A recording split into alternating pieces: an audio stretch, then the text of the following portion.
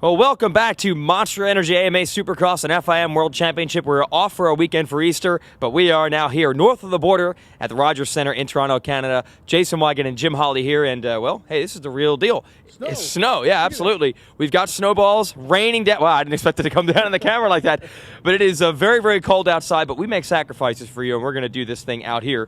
The trucks are in the pits right next to us, but the riders, they pit inside the building. It is very cold outside, and the frozen ground actually is going to have an effect on the racetrack. Well, it is, because you got to remember, when you have a frozen ground, you got moisture. You try to bring the dirt in, the water starts to thaw out because they're in a dome like this and got a little bit of heat, and it could be interesting tonight. It's going to be rutted up for sure. It's going to have a lot of ruts, and it might be a little bit, some moisture underneath those ruts. It all depends on if the floor of the concrete is sealed, because if it's sealed, then the water can't have anywhere to go. But if it's not sealed, then the water at least will kind of go into the concrete. But I think they're going to get down to the concrete tonight. Yeah, they almost hope they're going to get down to the concrete. At least concrete's slippery but predictable. The riders aren't sure the way the track's going to turn out, the soil condition.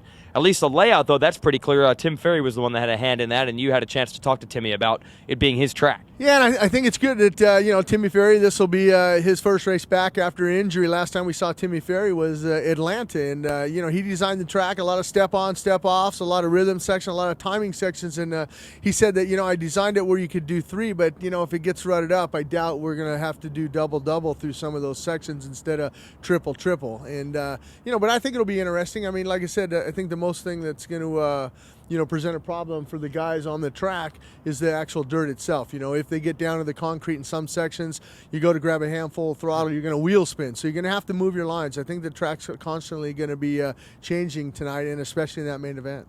Yeah, I talked to Travis Preston earlier. He said it's going to be basically a mud race without the mud. It'll be that difficult to just pick your way through it.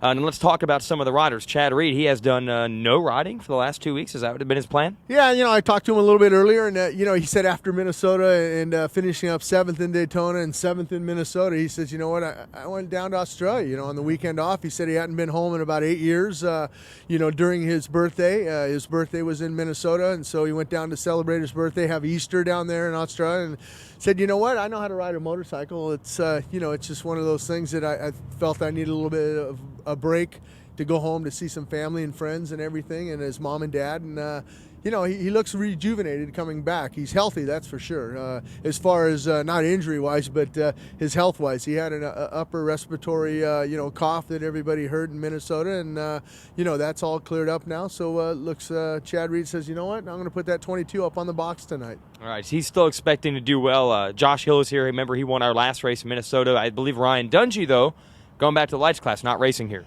Yep, I talked to the Suzuki guys, and they said, yep, that's it. Ryan's not going to be on a Supercross bike no more this year. They want to get him ready for, April 26th in Seattle, where him and Jason Lawrence are battling for that West Coast Championship, only 6 points separating those guys. So, unfortunately, Dungey not here. And, God, I don't know if I was a rider like Dungey, you finish second in your hometown race, I'm going, why? I want to come to Toronto, I want to ride. But you know what, as a rider, you get acclimated to that 450 and that power, and then when you go down to the lights bike, you go, I don't want to ride this bike anymore. You've ruined me now. You let me ride the Supercross bike. But unfortunately, Dungey won't be here. But Timmy Ferry, like we said, is back. Preston, Reed, all the guys, Millsaps, Short, all these guys. There's still a couple guys that don't have a win. Short and Ferry, and I look forward to one of those two guys stepping it up maybe here in the Rogers Centre and coming away with their first Supercross win.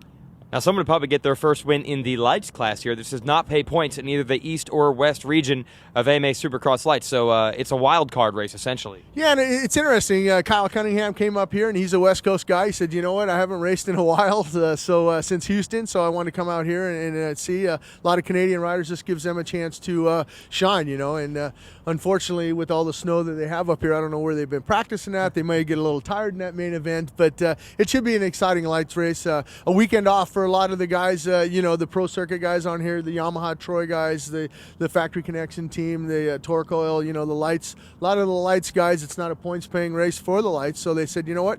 We're going to have 2 weekends off. We're going to have Easter, and we're going to have Toronto off, and we'll see them next weekend on April 5th in Dallas. So we've got a crazy unpredictable track as far as soil conditions and a lot of racers who maybe don't have the same level of Supercross experience that we normally see in the lights class. So it should be fun to watch. And we're going to sign off from there because Hugh, our cameraman, is absolutely freezing. Not us. We're hot when the camera's on, so we're good to go. So we'll enjoy the warm weather inside the dome, and we'll be giving you more video updates, of course, all afternoon from right here in Toronto.